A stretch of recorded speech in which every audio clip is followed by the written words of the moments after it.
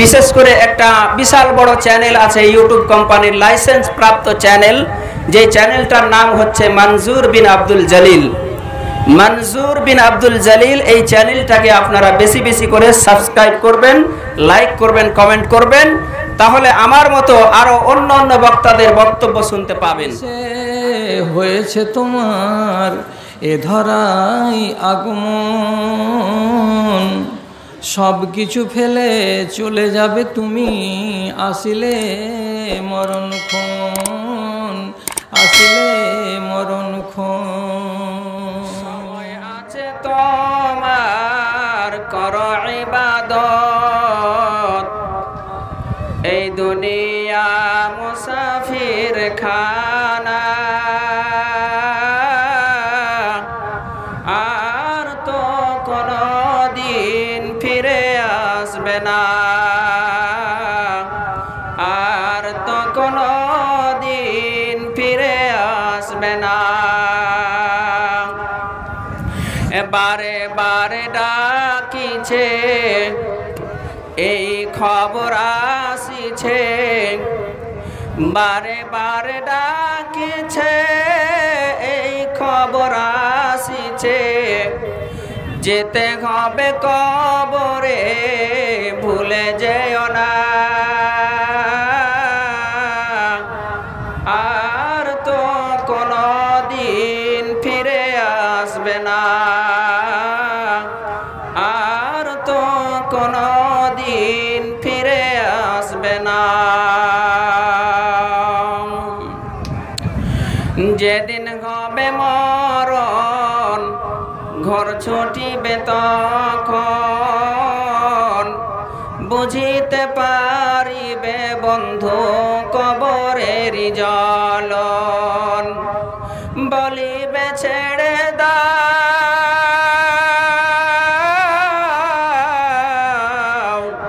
দুনিয়ায় আর করিব না গোনা, আর তো তোমায় কোনো দিন ছেড়ে দেবে না, ঘুমায় যাইবে তুমি চিরজনমের মতো, আর তো কোনো দিন ফিরে আসবে না, আর তো কোনো দিন ফিরে আসবে না। আজরাইল আসিবে তোমাকে না ছাড়িবে, আজরাইল আসিবে তোমাকে না ছাড়িবে, নিয়ে যাবে তোমায় ছেড়ে যাবে না, আর তো কোনো দিন ফিরে আসবে না, আর তো কোনো দিন ফিরে আসবে না। যেদিন তুমি মরিবে ভাই বন্ধু আসিবে, মুখখানা দেখিবে ফিরে চলে যাইবে, পুত্র স্বজন কাঁদিবে কানে তুমি শুনিবে, মুখে কথা বলার উপায় রবে না, আর তো কোনো দিন ফিরে আসবে না, ঘুমায় যাইবে তুমি চিরজনমের মতো, আর তো কোনো দিন ফিরে আসবে না, আর তো কোনো দিন ফিরে আসবে না। নামাজ পড়ো রোজা রাখো, নামাজ পড়ো রোজা রাখো, কালিমা পড়ো ইবাদত করো, কবরেতে পাইবে তুমি সান্ত্বনা, আর তো কোনো দিন ফিরে আসবে না, আর তো কোনো দিন ফিরে আসবে না, ঘুমায় যাইবে তুমি চিরজনমের মতো, আর তো কোনো দিন ফিরে আসবে না, আর দিন ফিরে আসবে না। উপস্থিত শ্রদ্ধেয় সুসম্মানিত জনসাধারণের নির্বাচিত আজকের সভার সভাপতি, স্টেজে বসে থাকা অন্যান্য উলামা ইকরামগণ, প্যান্ডেলের নিচে বসে থাকা আমার দিনদার ইমানদার মুসলিম ভাই সকল, সর্বাগ্রে ওই মহান আল্লাহ তাবারাক ওয়া তাআলার প্রশংসা করি। মাইকম্যান যদি থাকেন ইকোটা একটু কমাবেন, আওয়াজটা ডবল হচ্ছে, ডিস্টার্ব হচ্ছে, ইকোটা হালকা কমিয়ে দেন। তো আমাদের মাথার উপর দিয়ে বিশাল বড় একটা গজব বা আযাব আমাদের উপরে বয়ে গেল, যার নাম করোনা ভাইরাস। কি ঠিক বললাম তো? এই করোনা ভাইরাস এত বড় একটা রোগ ব্যাধি, যেই ব্যাধির কোনো রকমের চিকিৎসা বা ঔষধ তৈরি হয়নি। তো যাই হোক, এত বড় দুঃখের সময়, অসুবিধার সময়, কঠিন মুহূর্তে মহান আল্লাহ তাবারাক ওয়া তাআলা আমাকে আপনাকে সহ প্রত্যেকটা মুসলিম জাতিকে এ পর্যন্ত হিফাজতে রেখেছেন। আর হিফাজতে আছি বলেই আমরা আজকের মতো একটা কুরআনুল কারীমের মাহফিলে এসে উপস্থিত হতে পেরেছি। তাই আমরা তারই বারগাহে জানাই লক্ষ কোটি শুকরিয়া, যে মহান আল্লাহ তাবারাক ওয়া তাআলা আমাকে আপনাকে এই করোনা ভাইরাস থেকে হিফাজত করে এত সুন্দর একটা সুবর্ণ সুযোগ করেছেন কুরআন এবং হাদিসের কথা শোনার। সেই মনিবের বারগাহে খুশি হয়ে লক্ষ কোটি শুকরিয়া জানাই। সকলে অন্তরের অন্তঃস্থল থেকে বলে উঠি আলহামদুলিল্লাহ। আমরা খুশি হয়ে আবারও আল্লাহ তাবারাক ওয়া তাআলার প্রশংসা জ্ঞাপন করব, যে মহান আল্লাহ তাবারাক ওয়া তাআলা আমাদের 2-4-10টা এলাকা বললে ভুল হবে, 2-4-10টা জেলার মধ্যে এই করোনা ভাইরাস লকডাউনের পরে প্রথম জালসার মাহফিল আমাদেরকে এই পিপলতলা দক্ষিণ টলাতে করার সুবর্ণ সুযোগ যেই মনিব আমাদেরকে দিয়েছেন, সেই মনিবের বারগাহে আবারও জানাই শুকরিয়া। সকলে বলি আলহামদুলিল্লাহ।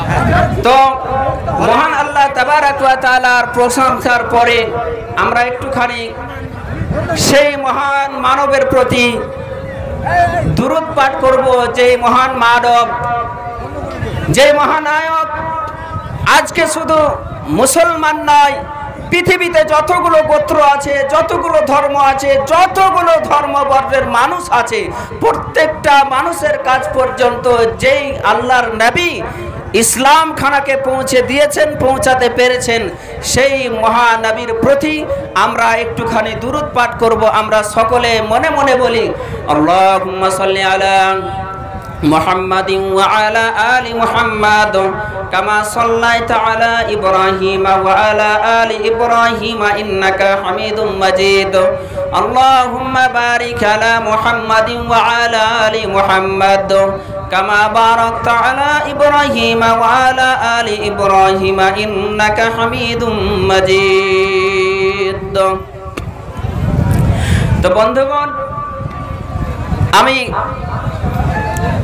আপনাদের সামনে যে বিষয়টি নিয়ে আলোকপাত করব বলে ভেবেছি, সেটি হচ্ছে আল্লাহর জিকির শুনলে লাভ কি হবে।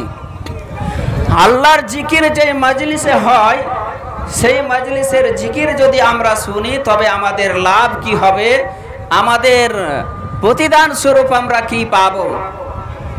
এক কথায় আল্লাহর জিকির শোনার গুরুত্ব এবং মাহাত্ম্য এ সম্পর্কে কয়েকটি কথা বলে আমি আমার আলোচ্য বিষয় ইতি টানব। ওমা তৌফিকে ইল্লা বিল্লাহ। তো আমি আপনাদের সম্মুখে কুরআনুল কারীমের ভিতর থেকে সূরা আনফালের 2 নম্বর আয়াতটি তেলাওয়াত করেছি। তো হঠাৎ করে আমি আপনাদের এই গ্রামে এসে পৌঁছে গেলাম।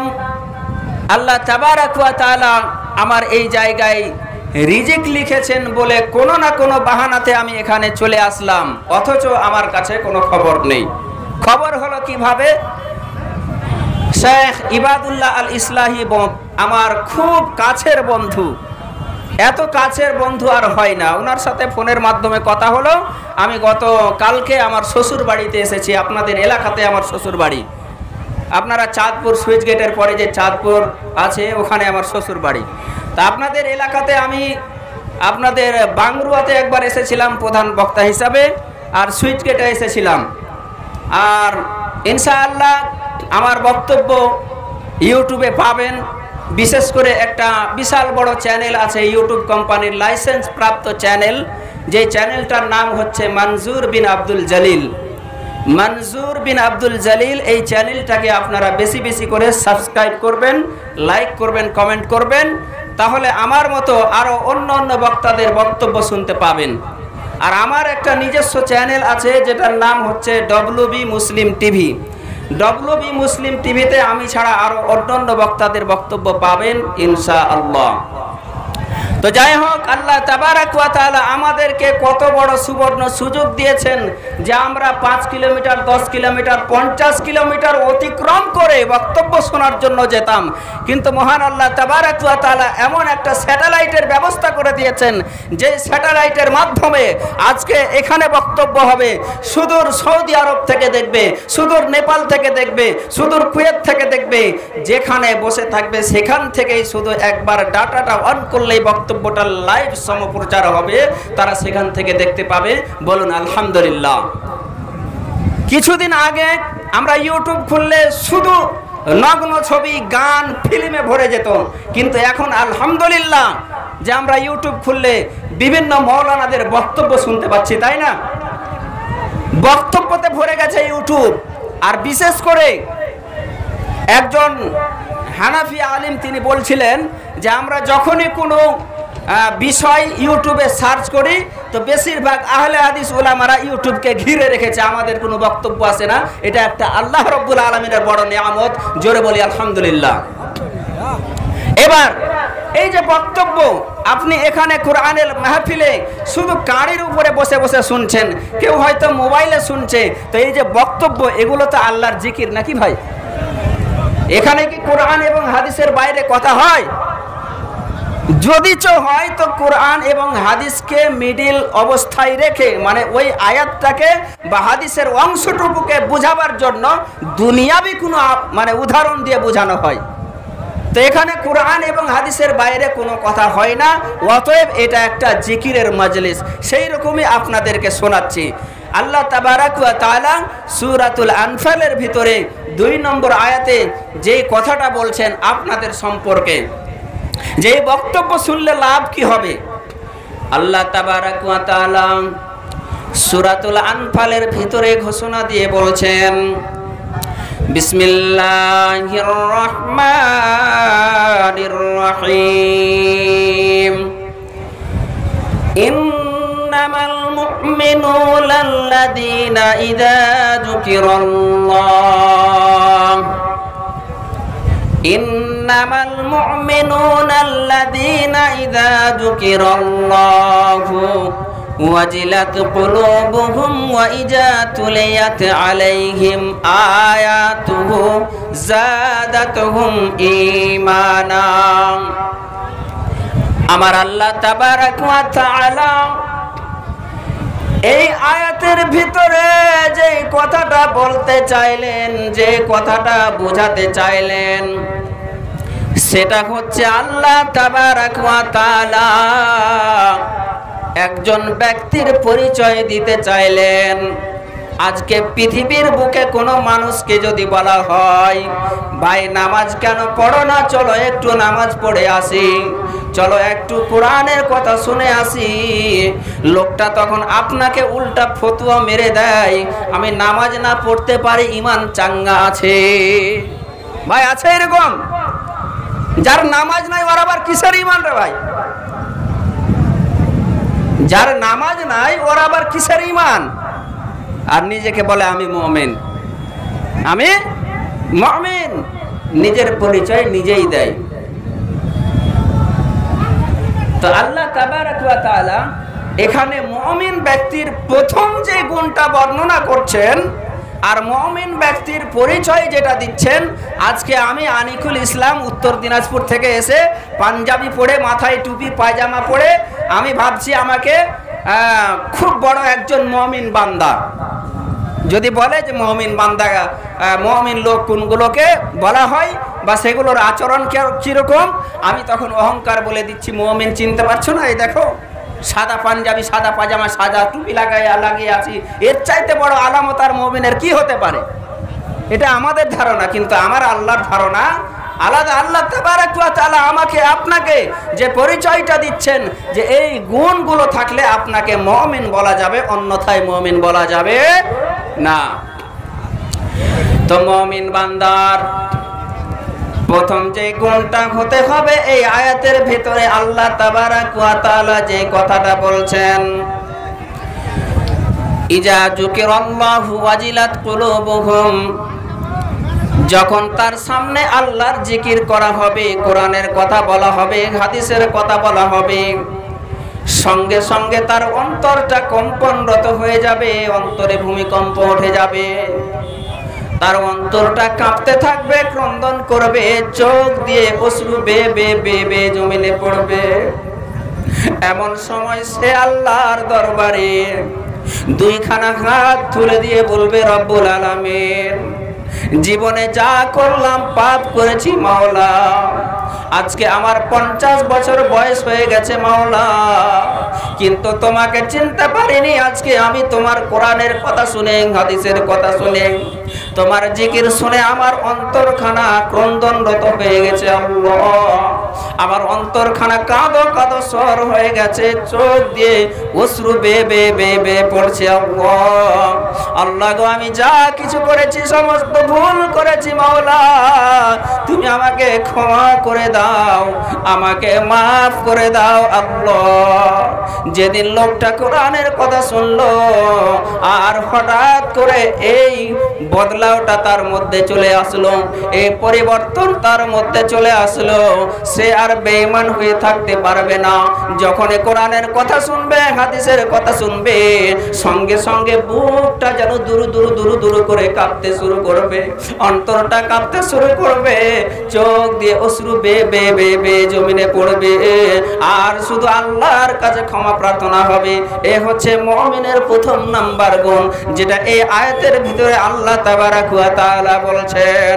তবে বুঝতে হবে, আজকে যারা আমরা আল্লাহর জিকির শোনার পরেও, আজকে যারা আমাদের আল্লাহর কথা শোনার পরেও, নবীর কথা শোনার পরেও, ইসলামের কথা শোনার পরেও যাদের অন্তরটা ক্রন্দনরত হয় না, যাদের অন্তরে ভূমিকম্প আসে না, যাদের আল্লাহর ভয় তৈরি হয় না, বুঝে নিতে হবে আমি বড় বেঈমান হয়ে গেছি, আমার ভিতরে কোনো আল্লাহর ভীতি তৈরি হয় না, আমি আল্লাহকে ভয় করতে পারছি না, আমি মুমিনের মধ্যে অন্তর্ভুক্ত হতে পারছি না। তবে আমরা আল্লাহ তাবারাক ওয়া তাআলার এই কুরআনুল কারীমের ভিতরে যে আয়াতটা বর্ণনা করা হলো, সেই আয়াতের বর্ণনাতে প্রথম যে গুণটা ধরা হলো সেটা হলো তার সম্মুখে এইরকম 30 পারা কোরআনের ভিতর থেকে কোনো একটা শব্দ তিলাওয়াত করা হবে, কোনো একটা আয়াত তিলাওয়াত করা হবে। যখন আয়াত তিলাওয়াত করা হবে, ওই মতো অবস্থাতে তার অন্তরটা কেঁপে উঠবে, হায় আমি কি করলাম। অন্তরে কেমন ভয়? অন্তরে ভয় থাকলে হারামিপনা করতে পারবে না, হারামিপনা করবে না, শয়তানি করবে না, জেনা আসবে না। আজকে খুবই দুঃখ লাগে, আজকে খুবই অন্তরটা কেঁপে যায়, খুব কষ্ট হয়। যদি আমি বলি তো আপনাদের মুখটা লজ্জায় একেবারে ম্লান হয়ে যাবে, মুখটা উপরে উঠাতে পারবেন না।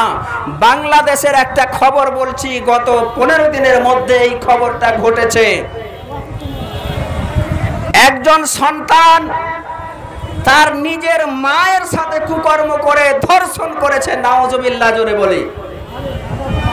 নিজের সন্তান নিজের মাকে ধর্ষণ করছে, এর চাইতে আর খারাপ কাজ কি হতে পারে পৃথিবীর বুকে? নাউজুবিল্লাহ মিন জালিম। তারপরে তো ধর্ষণের খবর অহরহ আপনারা শুনতে পাচ্ছেন। এর মেন কারণ হলো যে আমাদের মধ্য থেকে আল্লাহ ভীতি চলে গেছে। আর দ্বিতীয় নম্বর হচ্ছে আমাদের যে দেশে একটা আইন সংবিধান চালু করা হয়েছে যে একজন ছেলে 18 বছর বয়স না হওয়া পর্যন্ত বিবাহ করতে পারবে না। একজন ছেলে মেয়ে 18 বছর যতদিন না হবে ততদিন বিবাহ বসতে পারবে না, কিন্তু 12 বছর বয়সে জেনা করলে সেটার সম্মতি আছে এই সরকারি আইনে। যদি ইসলামের আইন, ইসলামের বিধিবিধান পৃথিবীর বুকে বাস্তবায়ন করা হতো তাহলে আজকে জেনা পৃথিবীতে বাড়তো না। যেমন আপনাকে হাদিস বলছে, নবী বলছেন যে যুবক হওয়ার সাথে সাথে আপনাকে বিবাহ করতে হবে, অতএব করতে হবে। কিন্তু আজকে মানুষ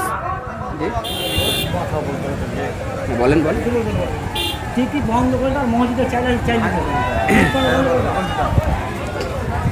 আসসালামু আলাইকুম। আপনারা টিকিট বন্ধ করে দিন, অসুবিধা হচ্ছে, প্রচুর অসুবিধা। আপনারা আর টিকিট দেবেন না। আর একটা অনুরোধ, মসজিদে চাল আছে, চালটা যে করে হোক দিয়ে দিন। তো বন্ধুরে আমার, এই যে পৃথিবীর বুকে ধর্ষণটা বেড়ে গেছে, মেন কারণ হলো যুবকদের বিবাহ দেওয়া হচ্ছে না। ধর্ষণ হচ্ছে, শাস্তি দেওয়া হচ্ছে না। তো এর মেন কারণ আল্লাহ ভীতি চলে গেছে এবং তাদের মধ্যে ঈমানটা পুরোপুরি ভাবে মজবুত হতে পারছে না। হাদিসে আসছে যে একজন যুবক ছেলে, তার উপরে বিবাহের পারমিশন এসেছে, তাকে বিবাহ করতে হবে। সে যতদিন পর্যন্ত বিবাহ না করবে ততদিন পর্যন্ত তার ঈমানটার অর্ধেক হয়ে থাকবে। নিসফুল ঈমান বলা হয়েছে যে তার ঈমানটা 50% থেকে যাবে, 100 ফুল হবে না যতক্ষণ পর্যন্ত ওই যুবকটা বিবাহ না করবে। তা আল্লাহর ভীতি, আল্লাহর ভয় এবং তার মধ্যে যদি মুমিনী চরিত্র থাকতো তাহলে সেই ব্যক্তিটা যখনই যুবক হতো তখনই আল্লাহ তাবারাক ওয়া তাআলার বিধানকে মেনে, যেহেতু মুমিনের কথা বলা হয়েছে, আল্লাহ তাবারাক ওয়া তাআলা বলছেন মুমিনের সম্মুখে যখন কুরআনুল কারীমের ভিতরে আয়াতগুলো তেলাওয়াত করা হবে, হাদিসের কথা বলা হবে, তখন তার অন্তরটা কেঁপে যাবে। ওই রকমই এই কুরআনুল কারীমের ভিতরে আল্লাহ তাবারাক ওয়া তাআলা বলছেন ফানকিহু মা তাবা লাকুম মিনান নিসা, রে যুবকের দলেরা তোমরা বিবাহ করো মহিলাদের মধ্য থেকে যেই মহিলাটা পছন্দ করবে।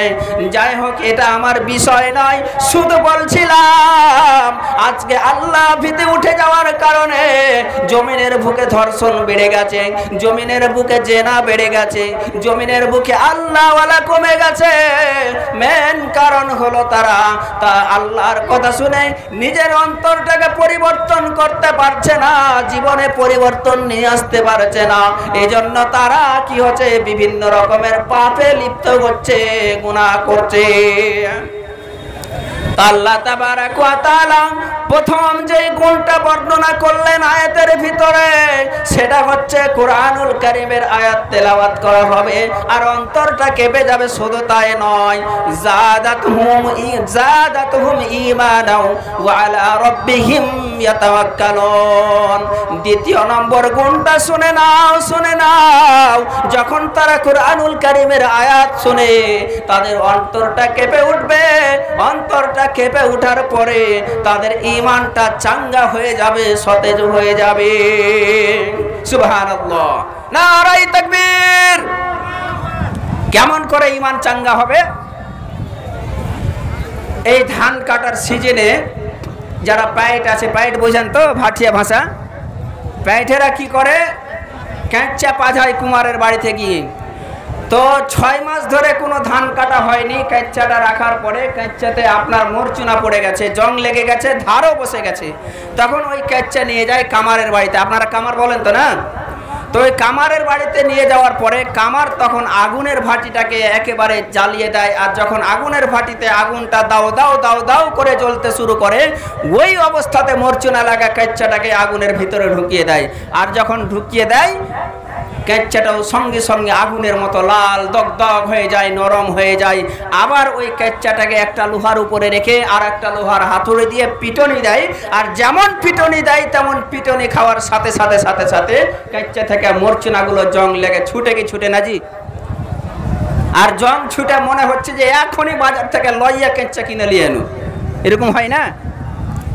তো বন্ধু, আমি বলতে চাইছি এই কোরআনুল কারীমের মাহফিলটা আজকে যে আপনাদের এই পিপলতলা গ্রামে ওয়াক্তিয়া মসজিদের জন্য আল্লাহ তাবারাক ওয়া তাআলার জিকিরের ব্যবস্থা করা হয়েছে, কোরআনের আলোচনার ব্যবস্থা করা হয়েছে, এটা মনে করেন কামারের আগুনের ভাটি, আর বক্তারা যারা আলোচনা করবে এরা হলো কামার, আর এরা কামার কোরআন নামক হাতুড়ি দিয়ে পিটাবে, আর এই কোরআনের আয়াত শোনার সাথে সাথে সাথে সাথে তাদের ইমানে যে মরচুনাগুলো লেগেছিল সব মরচুনাগুলো দূরে ছিটকে পালাবে, হাতুড়ি খাবে কোরআনের, আর এই হাতুড়ি খাওয়ার সাথে সাথে তাদের অন্তর থেকে মরিচাগুলো আর মরচুনাগুলো দূরে ছিটকে পালিয়ে যাবে। তাই আমার আল্লাহ তাবারাক ওয়া তাআলা বলছেন যাদাতুহুম ঈমানাও ওয়া আলা রাব্বিহিম ইয়াতাওয়াক্কালুন।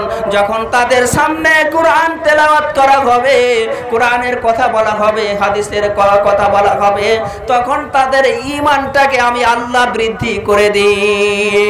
কোরআনুল কারীম শোনার আগে যদি তাদের ঈমানটা 50% থেকে থাকে, তো কোরআনুল কারীমের আয়াত শোনার পরে, আলোচনা শোনার পরে, আল্লাহর জিকির করার পরে তার ঈমানটা হয়ে যায় 100%, 100 নারায়ে তাকবীর।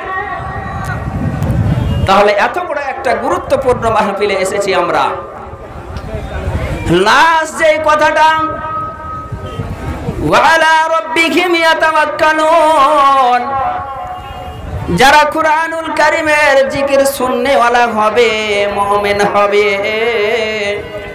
তাদের উপরে যত রকম বিপদ আসুক না কেন, যত রকম ঝড় তুফান আসুক না কেন, যত রকমের করোনা ভাইরাসের রোগ আসুক না কেন, যতই আমাদের উপরে আপনি বলেন থেকে দক্ষিণ দিকে গেট জান্না দিয়ে চালের বস্তার দিয়ে দেয়, ওই যে চাল আছে ওটা গিয়ে তো বললেই হয়, বারবার কথা বলালে লাইনটা কেটে যাচ্ছে। তো যাই হোক, মসজিদের দক্ষিণ গেট দিয়ে চালের বস্তাটা দিয়ে দেন।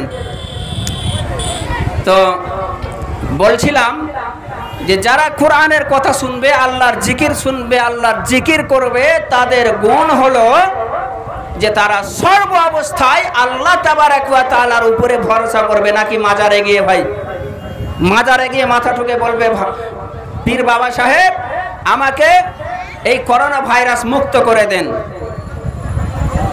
কি মুক্ত করতে পারবে? বিপদ আপদ থেকে বাঁচানোর মালিক কে? কে? কথা বলতে হবে। বিপদ আপদ থেকে বাঁচানোর মালিক একমাত্র আল্লাহ। যে আল্লাহ আপনাকে রোগ ব্যাধি দিয়েছেন, সেই আল্লাহ আপনাকে ভালো করবেন না করবেন না? তো সেই আল্লাহর উপরে ভরসা রাখতে হবে। যতই বিপদ আসুক, যতই ঝড় আসুক, যতই তুফান আসুক, সর্ব অবস্থায় যারা মুমিন হবে, যারা কোরআন শুননেওয়ালা হবে, কোরআন মাননেওয়ালা হবে, আর কোরআন বুঝনেওয়ালা হবে, আল্লাহ তাবারাক ওয়া তাআলা বলছেন তারা সর্ব অবস্থায় কোরআনের উপরে ঈমান রেখে আল্লাহর উপরে বিশ্বাস রাখবে।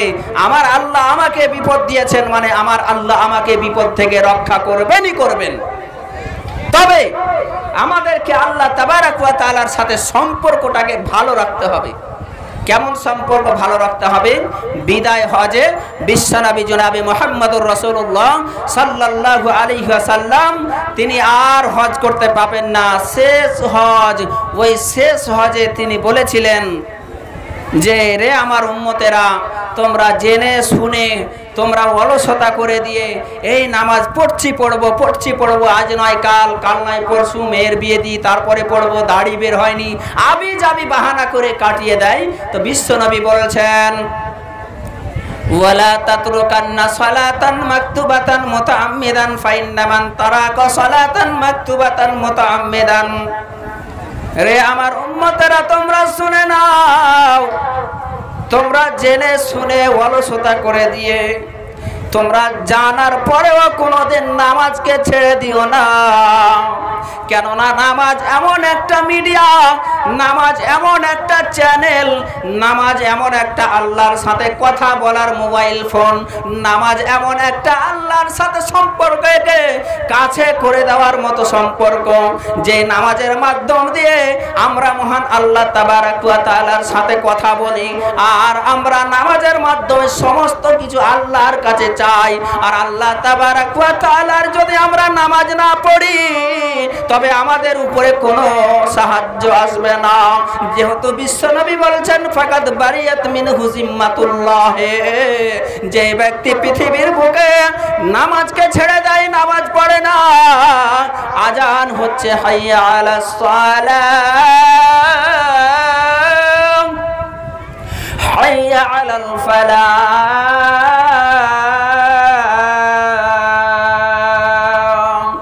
হাইয়া আলাস সালাহ, তোমরা সালাতের, হাইয়া আলাস সালাহ, তোমরা সালাতের দিকে এসো, নামাজের জন্য এসো, নামাজ পড়ার জন্য এসো। এই আল্লাহর ডাক আসার পরেও এই বেঈমান আল্লাহর ডাককে শুনবে না, বলছে এই তো যাচ্ছি নামাজ পড়তে। হাইয়া আলাল ফালাহ, আপনাকে দিনে 5 বার করে কেন নামাজের দিকে ডাকা হচ্ছে? আপনার লাভের জন্য আল্লাহ তাবারাক ওয়া তাআলা আপনাকে নামাজে ডাকছে। আল্লাহ তাবারাক ওয়া তাআলার জন্য আল্লাহর একটা শুকরিয়া আদায় হচ্ছে, আর আপনার লাভ হচ্ছে। লাভটা কি? হাইয়া আলাল ফালাহ, তোমার কল্যাণের জন্য এসো, তোমার আমলটাকে ভালো করে নেওয়ার সুবর্ণ সুযোগটাকে হাত ছাড়া করিও না। মসজিদের ওই সোনরে আজান, চল নামাজে চল, দুঃখে পাবি সান্ত্বনা তুই, বক্ষে পাবি বল রে, চল নামাজে চল। গুনাহ খাতা লাগলো রে তোর, দেখো মনের মাঝে, মাফ হবে তোর সকল গুনাহ যখন দাঁড়াবি তুই নামাজে। 5 বারে তুই করবি স্মরণ, 5 বারে তুই করবি স্মরণ, তাতে তুই চল রে, চল নামাজে চল, দুঃখে পাবি সান্ত্বনা তুই, বক্ষে পাবি বল রে, চল নামাজে চল। অথচ আমরা নামাজের ডাকে সাড়া দিই না। যেই ব্যক্তি অলসতা করে নামাজকে ছেড়ে দেয়, বিশ্বনবী বলছেন ফাকাদ বারিয়াত মিনহু জিম্মাতুল্লাহি, আল্লাহ এবং বান্দার যে একটা চাওয়া পাওয়ার নিবিড় একটা সম্পর্ক থাকে, সেই সম্পর্কের মধ্যে তালাক হয়ে যায়, বিচ্ছেদ তৈরি হয়ে যায়। কেমনভাবে? যেমন আপনি গত বছর বিয়ে করেছিলেন, বিয়ে করার পরে 6 মাস সংসার করলেন, সংসার চালানোর পরে ওই মহিলাটা আপনার সাথে অ্যাডজাস্ট হলো না, মহিলাটাকে আপনি 1 তালাক 2 তালাক 3 তালাক দিয়ে বাড়ি থেকে বিদায় করে দিলেন। এবার তালাকের 1 মাস পরে শোনা গেল ওই রহিমাকে এমন একটা বেমার হয়েছে, বাবা গরিব মানুষ, ডাক্তারের চিকিৎসা ভালো করে দিতে পারছে না। তা আপনি তার পুরাতন স্বামী, আপনার কি আর দায়িত্ব আছে যে মেয়েটাকে ডাক্তারে নিয়ে যাবেন, ডাক্তারের কাছে নিয়ে যাবেন, চিকিৎসা করাবেন? এই দায়িত্ব আছে? কথা বলতে হবে ভাই, আছে? বুঝতে আমরা সবাই পারছি, কিন্তু লজ্জায় বলতে পারছি না, যেহেতু আমাদের মধ্যে আল্লাহ এবং বান্দার মধ্যে তালাক হয়ে আছে। এজন্য আমরা লজ্জাবোধ করে বলতে পারছি না। তো যাই হোক, আল্লাহ তাবারাক ওয়া তাআলার যখন আমরা আল্লাহ তাবারাক ওয়া তাআলার সাথে সম্পর্ক রাখবো না, তখন বান্দা মার খাবে, জমিনে লুটাবে, তাকে কচু কাটা করে কেটে ফেলবে, আর মুসলমানের উপরে বিভিন্ন রকমের বিপদ আসবে। কিন্তু মহান আল্লাহ তাবারাক ওয়া তাআলা তার কথা শুনবে না, তাকে ওই বিপদ থেকে মুক্তি দেওয়ার জন্য গায়েবী মাদাত করবে না। কারণ বিশ্বনবী বলেছেন ফাকাদ বারিয়াত মিনহু জিম্মাতুল্লাহ, যে ব্যক্তি আল্লাহর জন্য ইবাদত করবে না, নামাজ পড়বে না, জেনে বুঝে অলসতা করে নামাজ ছেড়ে দিবে, ওর সাথে আল্লাহর কোনো সম্পর্ক থাকতে পারে না।